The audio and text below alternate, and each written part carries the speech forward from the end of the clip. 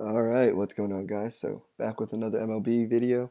Um, Something came up yesterday and I couldn't actually make a video, so I apologize for that. But we're back at it today.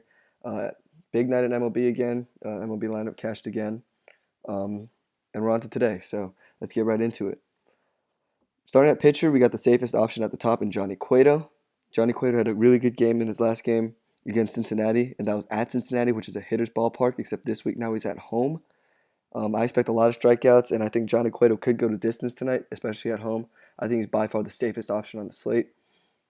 Clayton Kershaw is at 11,300, and his numbers haven't been that bad at Coors Field.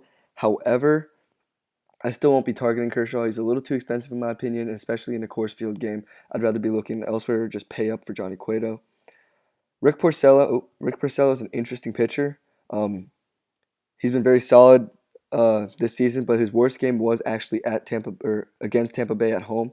If you look, he had a negative 2.3, and there are batters in the lineup who have really solid numbers against Porcello, like Steven Souza has good numbers against him. Logan Morrison, Corey Dickerson's a good option against him, and Brad Miller has great numbers against him. So um, at 9,700, I don't know if I'll be going there.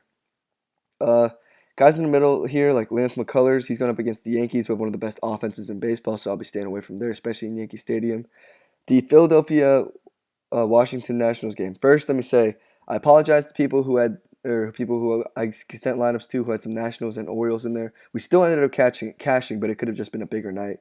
Um, I know last second I did switch out Adam Duvall for Mark Trumbo in a lineup, and that ended up not paying off because that game for some reason got rained out. Although it was perfectly fine, like 10 minutes after they called it. So, um, anyways, Tanner Roark is a good option, but be careful because this game could get rained out again.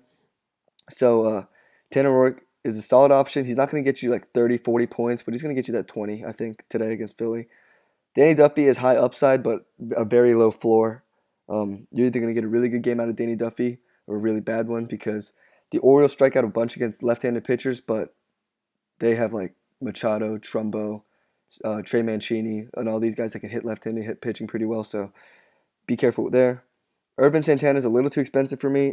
His ERA is low, but he's facing a really good Cleveland offense, so I don't know if I'll be going there. Patrick Corbin, another guy who's a little too expensive in my opinion. I just can't trust Patrick Corbin, especially in Arizona. Miguel Gonzalez would be a good option if he was a little cheaper, but at 8,000, I don't know. Schumacher hasn't been that great this season, so you could play some Detroit hitters. I love Scott Feldman because, look, last game he shut out San Francisco, and that was in Cincinnati. Now they're in a pitcher-friendly San Francisco. I really think Scott Feldman could show out today. I don't like Matt Garza. I love Dylan Bundy against the Kansas City offense. You guys know how much I love to target the Kansas City offense. They're awful, especially in Kauffman Stadium, which is a pitcher's park. I love Dylan Bundy. Fultonovich is interesting as a flyer. I was pushing for Fultonovich last time, and he kind of screwed me. He got us that negative 3.6. I thought he could do better, but he ended up not doing so. I think it's another good spot here where he could do better, but if you don't want to take that risk, I wouldn't blame you. Alex Cobb is not that interesting to me because he's facing a really good Red Sox offense, and he just hasn't been the same pitcher that he was before Tommy John surgery. Mike Leake is interesting. He doesn't have the highest ceiling, but he has this really solid floor of around 15, 20 points. I know he's going up against the Cubs, but pretty much he's had good numbers against them besides Anthony Rizzo. Besides Anthony Rizzo, he's had solid numbers against the Cubs. So Mike Leake's interesting at that price, and down here, no one else is even worth looking at. We'll get to catchers. Um, Gary Sanchez is at the top, but you guys know I don't like paying up for catcher that much. A catcher I do love, if you're going to pay up for, is Yasmani Grandal. He's had excellent numbers against Chatwood. He's a switch hitter. It's in Coors Field. He's been hot too lately. I love Yasmani Grandal in this spot. Um, you could look towards Evan Gattis against the lefty Jordan Montgomery. But besides that, I don't know if I'll be paying up for pitcher. Stephen Vogt, I think, could go yard today. Yeah, I meant catcher, not pitcher, by the way. Yeah, after that, there's really no one else down here. You could just catcher's not a position I like to pay up for. I like to usually find whichever catcher's kind of cheap and starting has the best matchup, and I go from there. First baseman, we're in a great situation. There's so many great first baseman plays today. Paul Goldschmidt, Tyler Glasnow walks a lot of hitters, and Goldschmidt could steal a base or two. Um, Tyler Glasnow was awful at holding runners, so Goldschmidt could steal a base. Rizzo, like I said, has good numbers against Mike Leake. Ryan Zimmerman hit a home run against Pivetta the last time. Um, yeah, Cody Bellinger. He's a fly ball hitter, and that bodes well in Coors Field. Cody Bellinger's off to a fantastic start to his rookie season, so you can look towards him. Eric Thames is going up against Matt Harvey, who's really struggled this season. Eric Thames also has been on fire prior to he's just been on fire the last 3 games. So Eric Thames could be worth an option against Matt Harvey. Freddie Freeman's an option against the righty Jose Uranes. I think Freddie Freeman could hit a home run today. He's been on fire to start the season. He's one of the best hitters against right-handed pitching. Jay Bruce is another guy you could look at. He's had solid numbers against Matt Garza. Matt Carpenter's a guy you can look at. He just hits right-handed pitching really well. But Eddie Butler's kind of a ground ball pitcher, so you might not get a home run out of Matt Carpenter. Edwin Encarnacion has had excellent numbers against Erwin Santana. Sorry. So Encarnacion has hit, I think, 3 home runs and is hitting over. He's hitting extremely well. He's hit extremely well against Erwin Santana. So, and I don't think he's going to be that high owned because of the guys up here. So I really like Edwin Encarnacion today. And Kenny Vargas is always worth a look. He's rarely looked at in tourneys. He's hit a home run in back-to-back games. He's going up against Josh Tomlin. Yonder Alonso might be my favorite first baseman play in terms of value. The wind is carrying out there in Texas tonight. He's going up against Andrew Cashner, who gives up a lot of fly balls. I love Yonder Alonso today. Ryan Healy, I like him for the same reason. Justice Smoke had a huge game yesterday. I think he might be able to do it again against Bergman. He's hitting 4th, and he's very cheap, so you could look towards there. Let's see. Wilmer Flores has hit Matt Garza really well in his career, so keep an eye on that. Mitch Moreland has hit Alex Cobb really well in his career, so keep an eye on Mitch Moreland. And that's about... Oh, yeah, Justin Boers also hit really well against Mike Voltanovich. All right, moving on to second baseman. Let's see. We got Daniel Murphy at the top. Like I said, the Washington-Philly game could get rained out, but if it doesn't, Daniel Murphy is one of the best players on the slate just because he's going up against the young Nick Pivetta. I like Daniel Murphy a lot. Jose Altuve against the lefty Jordan Montgomery is interesting, especially in Yankee Stadium. Let's see. Dozier's interesting. Colton Wong, if he bats leadoff, is interesting. Brad Miller's had great numbers against Rick Porcello. Let's see if I can find it here for you guys. I can't. But either way, Brad Miller's had excellent numbers against Rick Porcello. Jose Ramirez has great numbers against Ervin Santana. Moving on. Oh, Jed Lowry's worth a look because he's a left-handed hitter, can hit for some pop. He's going up against Andrew Cashner and the ball that's going to carry out to right center today. So you can look at Jed Lowry if you're looking for a cheap second baseman play. And that's about it for second baseman. Moving on to third baseman. Justin Turner's my favorite play at third base. The ball is carrying out to left center. He's a fly ball hitter, and Tyler Chatwood, even so that kind of negates Tyler Chatwood as a ground ball pitcher.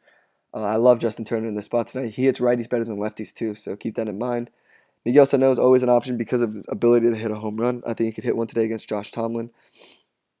Let's see. Kyle Seager's a sneaky play. Anthony Rendon was excellent against Pivetta in his last game. Travis Shaw might be one of my favorite plays today, just because I think he's going to go low owned and he's going up against Matt Harvey, who hasn't been the same. And Milwaukee's a hitter's park. Let's see. Moving on.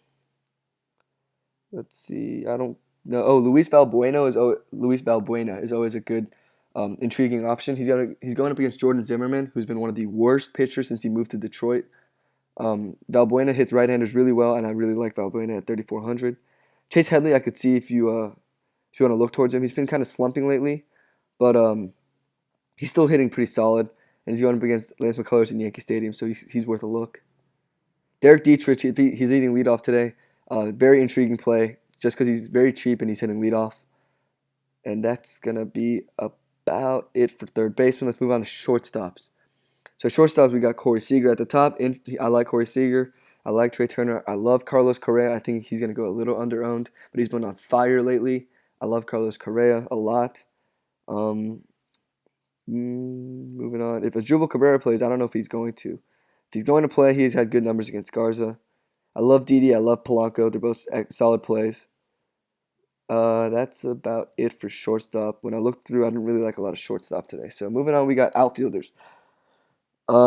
Harper's always a good play against the righty if the game actually happens. Who knows if it will. Mike Trout, I love Mike Trout tonight because he's going against Jordan Zimmerman. Like I said, Jordan Zimmerman is awful. He's an awful pitcher. Let's see. Bellinger's interesting. Same with Jock Peterson because they're both fly ball hitters. and the ball carry is going to carry there today. Benintendi is interesting. George Springer is very interesting because I think he could hit a home run today. He's also had 7 in 4 straight games. Yep. Jay Bruce has had excellent numbers against Matt Garza. AJ Pollock might be one of my favorite plays at outfield today because, like I said, Glasnow gives up a lot of walks and he's awful at holding base runners, so that could be stealing, or that could mean stolen bases for Pollock. Let's see. Moving on. Chris Davis is always a GPP play just because he's going to go a little under-owned today, but I think he could hit a home run. Matt Kemp might be one of my favorite outfield plays. He's been on fire to start the season. He's had great numbers against Jose Urena, so you could look to him. Moving on. Let's see. Corey Dickerson is interesting. I love Max Kepler tonight. I think Max Kepler could go yard today. He's very cheap. He's going up against Josh Tomlin. I think you could definitely look towards Max Kepler. Marcell Ozuna has also had great numbers against Mike Fultonovich, so you could look towards Marcell Ozuna. Kevin Pillar's batting leadoff against an unproven pitcher, so he could steal a base or two, and he could get on base a few times, so keep an eye out on him. David Peralta against Tyler Glasnow is interesting. Moving down here. Delano DeShields is interesting because Jesse Hahn is awful at holding base runners, so you could look at Delano DeShields if you need an outfielder. Eddie Rosario is going to be in a few of my lineups. He's hit Josh Tomlin well, and he hits right-handers pretty well too. So keep in mind, keep Eddie Rosario in mind. Let's see. Whenever Aaron Hicks, he seems to do well. He's hitting very solid this season. He just had pinch hitting He's just been a pinch hitter the past 2 games. So, or never mind. He was a pinch hitter against Cincinnati in that one game, but not yesterday. He just had 3 walks. So keep Aaron Hicks in mind. He's very cheap. That seems to be about it. I'm going to just look through one last time. Yeah, there's really no one else. Oh, Ezekiel Carrera. I love Ezekiel Carrera. He's been excellent for me. I had him the past 2 nights, and he's been great for me. He's so cheap. He's going up against the unproven pitcher in Chris Bergman in Toronto. I love Ezekiel Carrera. And that's going to be about it. All right, guys. Thanks for watching. I'm going to just be tweeting out my NBA lineup on my account, on the Twitter account. So make sure you stay tuned for that. So if you like the video, remember to leave a like on the video. Comment down below if any feedback for me, and subscribe. All right, thanks, guys. See you guys later.